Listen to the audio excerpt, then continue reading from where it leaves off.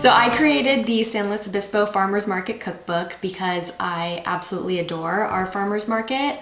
I love shopping seasonally, cooking with local ingredients, basically letting the market dictate what my menu is going to be, and I just get so excited that there's seasonal ingredients in abundance, especially in this area.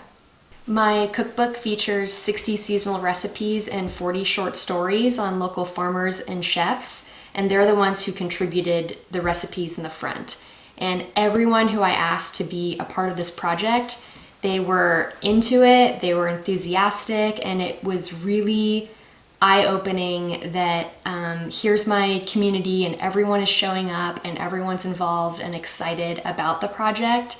And it was really fun to learn about how some farming families, they're related or they share fences with one another. For example, out in Wasna in Rio Grande, there's about 5 or 6 huge that they're either family related or they've just been in the business for a while and they all share fences. I just think that's so cool.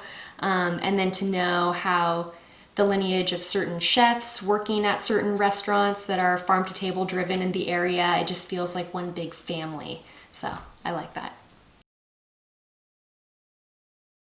One of the things that I love about eating seasonally is that there are lighter foods and fresher foods and juicier fruits in the summer, whereas there's more hearty root vegetables in the winter. And so it's kind of a natural way to eat and interact with food, depending on what the weather is and how your body's feeling. So I really like it from that standpoint. Another reason why I like to shop at the local farmers markets is that it's impacting our local economy. You can literally shake the hand that feeds you with these local farmers that are growing the food in our backyard, basically. Climate-wise, it's great because there's less of a carbon footprint of the transportation of the food being grown and then it being brought to the market and then eventually your kitchen at home. So some tips for shopping at the farmers markets in SLO County. Bring small bills to the market because it just makes it easier on the farmer to do the money exchange. Bring your reusable bags, of course. And if you are on a budget, ask the farmer if they have any ugly produce, maybe an apple that has a blemish or some tomatoes that are super ripe, almost squishy, and they need to be sold that day. Oftentimes they have cartons set aside, and if you're on a budget, that's great for making applesauce, tomato sauce, fresh jam. It's a really good way to take advantage of that bounty.